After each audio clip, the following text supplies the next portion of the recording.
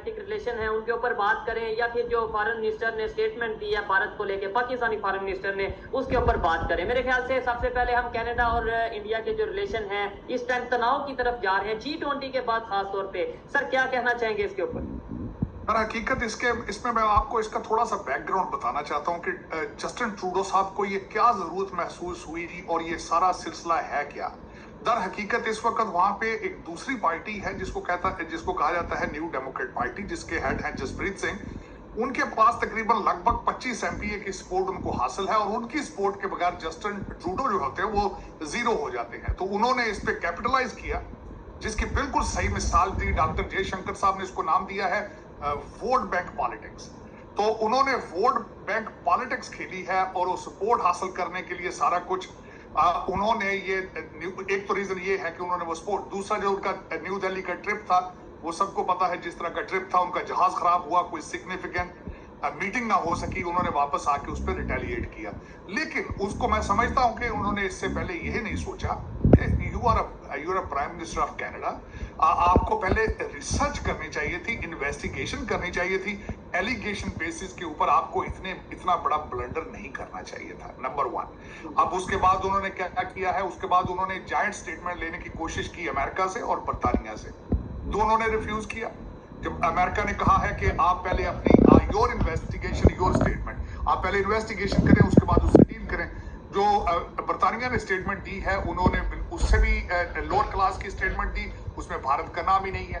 दूसरी उन्होंने ट्राई की, एक ऑर्गेनाइजेशन है फाइव आइज कंट्रीज, उन्होंने उनसे स्टेटमेंट लेने की कोशिश की, वहां से उनको कोई सपोर्ट हासिल नहीं हुई। उनकी फॉरेन मिनिस्टर इस वक्त यूनाइटेड नेशंस के इजलास के लिए न्यूयॉर्क आ चुकी हैं और उन्होंने कहा है कि वो G7 कंट्रीज से ये इसकी सपोर्ट हासिल करने की कोशिश करेंगे। लेकिन मेरे ख्याल में इन एलिगेशन के बेसिस पे, इल्जामात के बेसिस के ऊपर कोई भी जो कंट्री है वो इनको सपोर्ट नहीं देगा, बिलखसूस जब भारत दुनिया की 5वीं बड़ी इकानमी हो तो ये रिस्क कौन लेगा। मेरे ख्याल में इस वक्त Justin Trudeau is in a tight corner, he is under pressure. उन्होंने कर तो लिया है जिस तरह आपने खुद फरमाया है कि अब वो जो है वो उसके बारे में सोच रहे हैं, टोन डाउन हो चुके हैं। आज उन्होंने कहा है कि मेरा मकसद ये नहीं था कि भारत को प्रोवोक किया जाए, लेकिन मेरे ख्याल में अब ट्रेन निकल चुकी है और इस वक्त जो भारत की तरफ से भी ट्रैवल एडवाइजरी आ चुकी है, उन्होंने भी एक डिप्लोमेट को निकाल दिया है, इन्होंने भी एक डिप्लोमेट को निकाल दिया है। तो मेरे ख्याल में Justin Trudeau is in deep issue और डीप प्रॉब्लम पॉलिटिकली, और खासकर जो उनके पैरिये उनके जो वो अपोजिशन के लीडर हैं फ्रेंच स्पीकिंग कंट्री से स्टेट से, उन्होंने भी कहा है कि इनको अब इसको क्लीन हैंडेड इससे निकलना होगा, इन्वेस्टिगेट करना होगा, इतना बड़ा जो ब्लंडर किया है उसके जवाब देना पड़ेगा। बिल्कुल डेफिनेटली सर, ये मतलब अभी तो इतना जदीद दौर हो चुका है और खास तौर पे इस टाइम इकॉनमी का दौर चल रहा है। सर आपने बात की मुख्तलिफ कंट्रीज की, आपने यूएस की बात की, यूके की बात की, इवन ऑस्ट्रेलिया की तरफ से भी स्टेटमेंट आई है, वो भी जो देखने में आता है वो भारत की साइड पे है।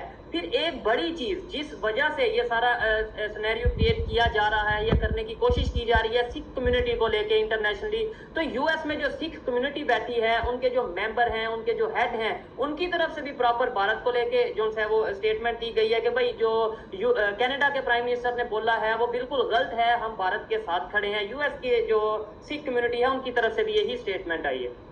डेफिनेटली, मैं बल्कि आज भी मैं बातें हो रही थी इसी हवाले से, बल्कि एक दो जगहों पे मैं ऐसी जगह पे था जहां पे सिख कम्युनिटी के लोग जो थे they were talking to the media, तो उनके भी जज्बात यही हैं कि एलिगेशन बेसिस के ऊपर ये सब चीजें नहीं करनी चाहिए थी।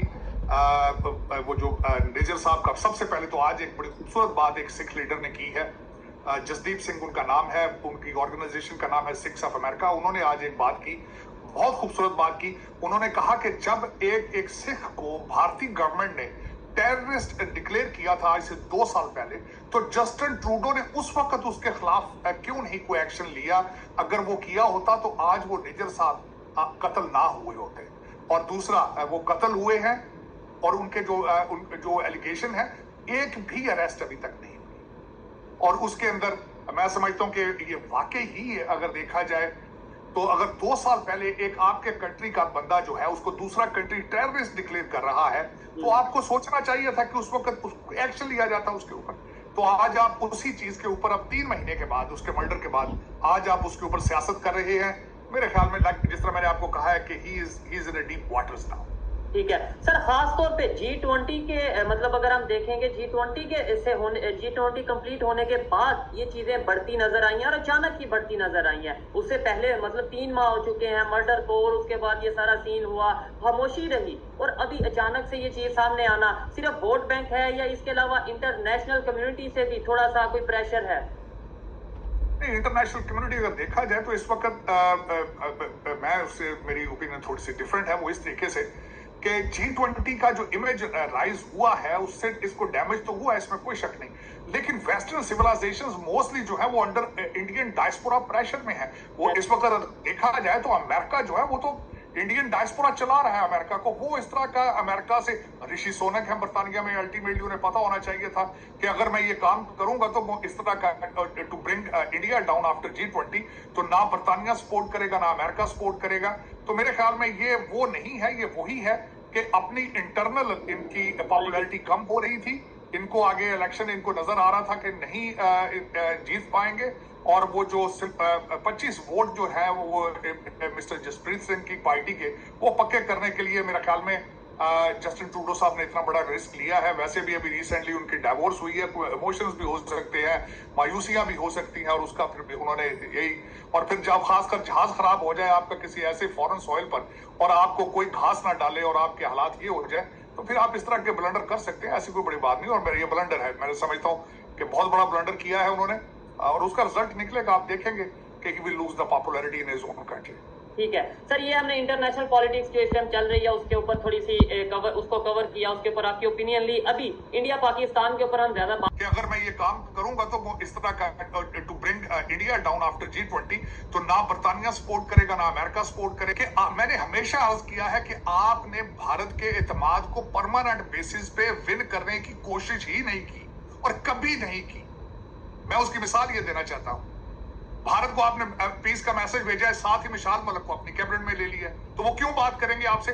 दूसरा पॉइंट ये मैं देना चाहूंगा, आपको भारत की जरूरत है, भारत को आपकी जरूरत नहीं है भाईजान। आप इन बच्चों को टेररिस्ट डिक्लेयर किया था आज से 2 साल पहले, तो जस्टिन ट्रूडो ने उस वक्त उसके खिलाफ क्यों नहीं कोई एक्शन लिया? अगर वो किया होता तो आज वो निजर साहब कत्ल ना हुए होते।